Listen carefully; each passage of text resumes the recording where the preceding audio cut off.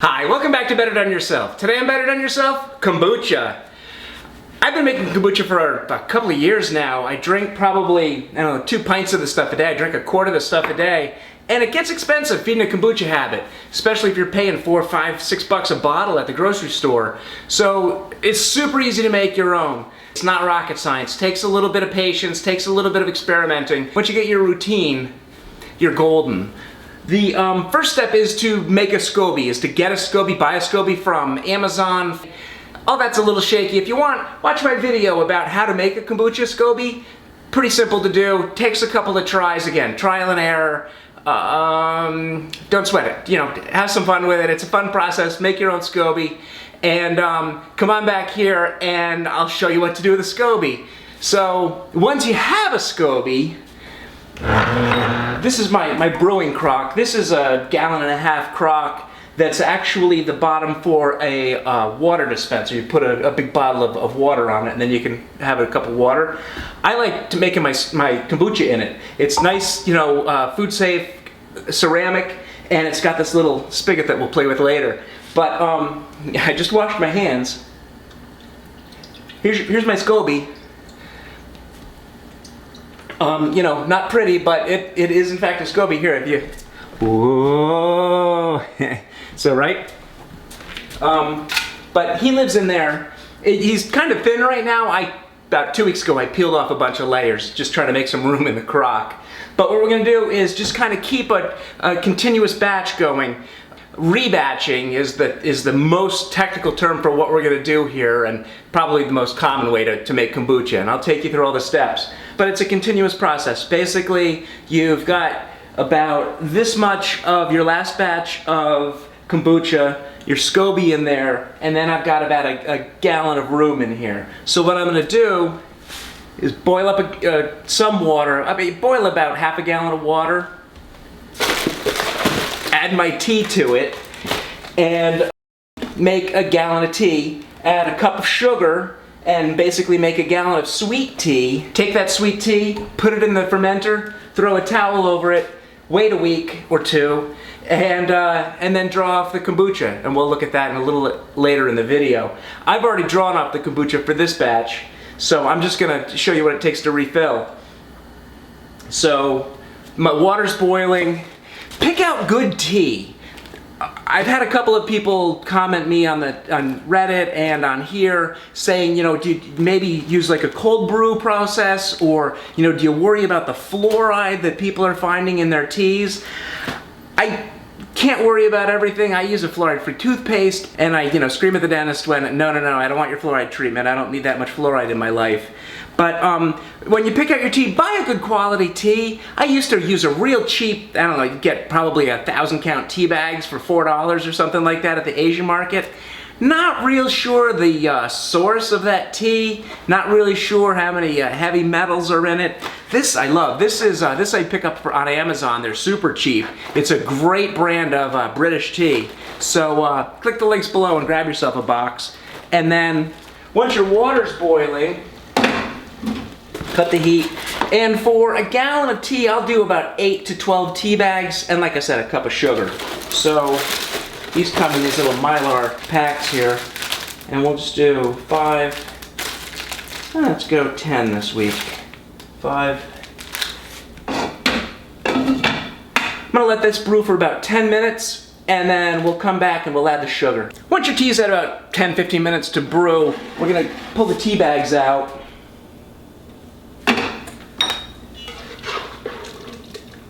I think that's all of them. And then for a gallon of water, a cup of sugar. I know you're saying, holy shit, that's a lot of sugar. Take it easy, it's fine. The finished product, you've had kombucha, it's sour, it's very acidic, it's not a sweet thing. All this sugar gets eaten by the bacteria, and that's what creates the good stuff. That's what creates the gluconuric acid and the lactic acid and all the enzymes and probiotics and stuff. That's the food for the probiotics in the kombucha. So, are you gonna eat a cup of sugar when you drink this? No. It's gonna be gone in a couple of days. So, it's all good. Now remember how I said I'm making a gallon batch, but I've only got a quart and a half of water in here. I'm gonna brew the tea in the hot water, dissolve the sugar in the hot water, and then I'm gonna top this up with cold water. Because before I add this to my fermenter, I gotta get it down to about body temperature. I'm not gonna stick my finger in there, it's boiling water. But you wanna make sure that this is body temperature, about 100 degrees, no hotter than 100, 110 I'd say. Otherwise you're gonna start killing off the bacteria in your fermenter. So just to be safe, let it sit overnight, put the lid on it, let it sit overnight. I just add a ton of cold water to it, stick my finger in it and go, yeah, that's not hot. And then I know I'm good. All right, I've got my teapot filled up with cold water now. And I was thinking as I was filling this up, I forgot to mention, use filtered water. Don't use tap water for this. If you live somewhere where there's chlorine in the water, fluoride in the water, chloramine, whatever else they're putting in your water these days, you gotta get a Brita filter and filter it out that way. A lot of people say that you can take a pot of water and leave it out on the counter overnight and just kind of let it off gas that way. And it's kind of questionable, but it would probably work. You can boil the water really hard for about 10 minutes and hope that it gets out. But what you're running into, that's all kind of old, I'm not going to call it old wives' tales. It's true. It gets rid of the chlorine, but it doesn't get rid of the chloramine, which a lot of municipalities have started using chloramine to purify drinking water. I think really the safest way to go is to grab a Brita pitcher and do your filtered water that way. Buy a big jug of spring water, buy gallons of spring water, bottled water at the supermarket. Don't buy distilled water. Distilled water is really good to put it in your iron so your iron doesn't calcify. It's really a huge waste for doing this. Just buy a good quality spring water, a brand that you trust, a brand that is actually coming from a spring and not from a tap somewhere in the Nestle factory. So read your labels. But here, just to be safe, I'm looking at 122. I'm gonna let this sit. This is still really hot. So I'll be back in a little while. All right, I got my tea cooled off. I stick my clean finger in it, and it's just body temperature. I mean, it literally feels like I'm touching my belly or something like that. It's not hot. It's not hot. So that goes in the pot with last week's batch and my SCOBY I showed you earlier. And some kind of a cover. Now you don't want to seal this. A lot of my ferments, I tell you don't seal them because they give off carbon dioxide. This gives off a little bit, but this is an aerobic fermentation. So if you're doing kombucha, you don't want to seal this off from air. You don't want to put like a little ceramic lid on it, a plate on it. It won't get enough air. You want to just I use a dish towel, a washcloth, some cheesecloth. Just the weight of it will hold it down and hold it in place. Why do you cover it? Keep the dust out, keep the fruit flies out of it, keep anything like that, keep the cat out of it. But you just want to cover it and you don't want to cut it off from air. And we're done. So what's going to happen? So this is going to go in the laundry room with the other bottles, and it's going to sit in there for a week. I'm going to taste it and make sure it's done, and then I'm going to do my my bottling step with the juice. I'm going to refill my fermenter. I'm going to do it again and over and over and over, and I've always got a continuous supply of kombucha. It's awesome. Another thing you're going to need for your kombucha project is some supply of bottles. You can save your old kombucha bottles. You can save, I've been drinking this brand lately. You can use Kavita bottles or the brand of kombucha that comes in these. Just look for something with a decent seal, a little plastic, a piece of styrofoam, something like that in the cap. Because when we bottle it and we go for our second ferment, we're going to screw these mothers on really tight, and we're going to capture that natural fermentation carbonation in there and capture that CO2 gas, and that's what's going to give us a nice carbonated beverage. If you want, you can pick up a case of these swing top bottles. I got a link below if you want to grab a case. They're a little pricey, but they work great. They're ultimately renewable, reusable. They've got a little silicone gasket here instead of the whatever that styrofoam thing is that eventually wears out. They have a super seal. I use these when I make ginger ale. Hit the ginger ale video. But The thing I like about these is that they can degas themselves a little bit. They're not going to explode. These are meant for fermenting in, and they will actually release a little bit of pressure underneath the silicone gasket. So, you know, I'm not going to worry about this thing sitting in my laundry room. Whereas some of these, they sort of leak. I've had, you know, I'll put one of these in my lunchbox and it'll leak by the time I get around to eating lunch. So these are really the best. These are pretty good. I'm going to use these for this video. If you're using a brand of kombucha that has glued-on labels, like this particular brand, you can actually just run these through the dishwasher to get the labels off. It's just a water-based glue that they use, and a couple of trips through the dishwasher will clean this right up.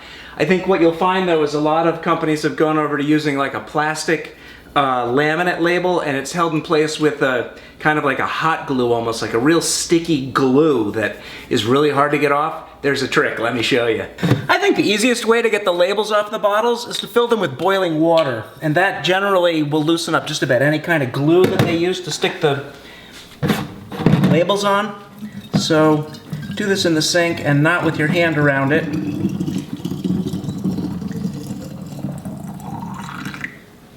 And fill these up, let them set for about a minute. Just what you're trying to do is just melt that glue that's holding the label to the bottle. And this boiling water is definitely hot enough to complete that task. Let these sit for about a minute and the labels will come right off. I'll show you.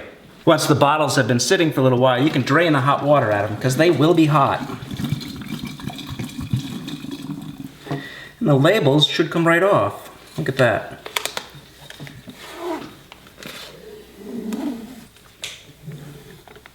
You're going to have to experiment. You might find a brand of kombucha or whatever kind of bottles you're using that the labels are just glued on, in which case you can just run them through the dishwasher. These are some kind of plastic labels with gum on them that does not dissolve.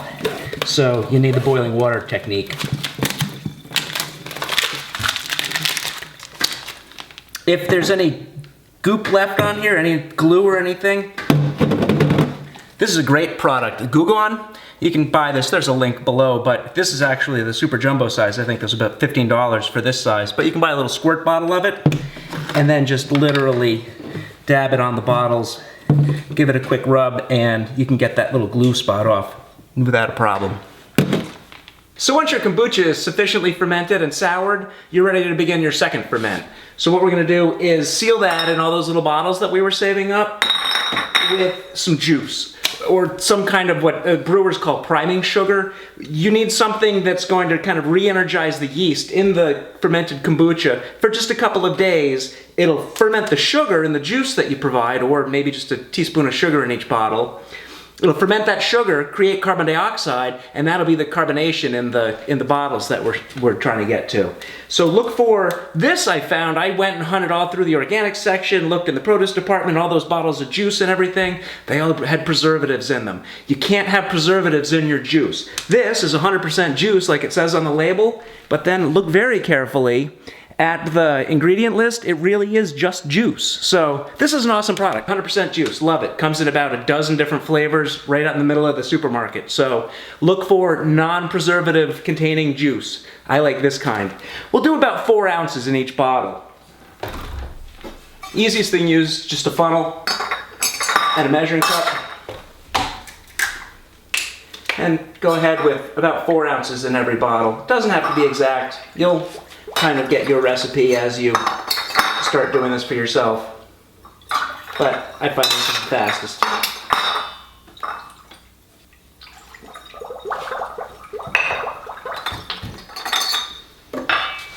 Now I'll show you what I like about this fermenting container, is this little spigot. Works wonders. From here you can just fill the bottles up. I'll go right to about the top edge of the shoulder here, just below the neck, and that'll leave just a little bit of headroom for the carbonation to build up. You want to leave a little bit of airspace in there. You don't want to fill the bottles completely. It just won't work.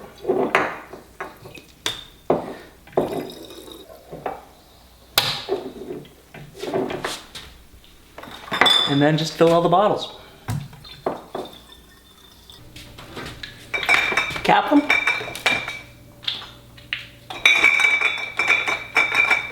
Get the caps on good and tight. Remember that this is the second ferment. We're creating carbonation. That's all we're trying to accomplish. In the first ferment, in the crock, we wanted to keep this kind of open to air because that process needs air. This process needs air, but it's not getting any because we're trying to trap the carbonation at this point.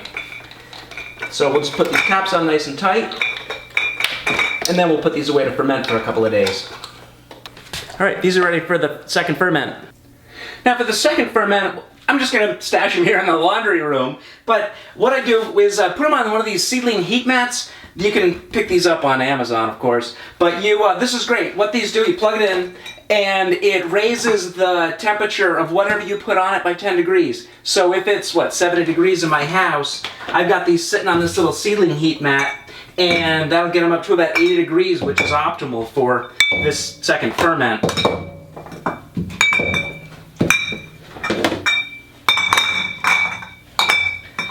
And I'll just let these sit here for about a week, or I'll pop one open in a couple of days and make sure I don't have some kind of runaway ferment. But generally I find if I start drinking them after about 3 days, it'll take me about a week to go through them, and then I will make another batch. Alright, so these have been fermenting for about, 5 days I want to say. Let's pop one open and see how we did. So we did it. That was easy, right? Well, it's kind of a long journey, but it was worth it, I hope.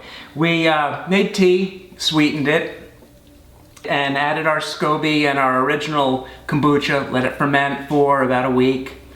And then from there we decanted it off and added it to the smaller bottles with some juice, put the lids on tight, and left it in the laundry room on the seedling mat for about a week. So here it is, finally, our finished product, hopefully. We got carbonation,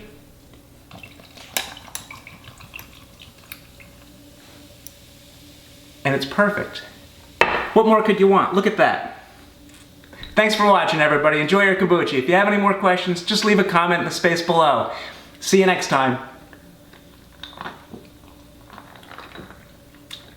That's good.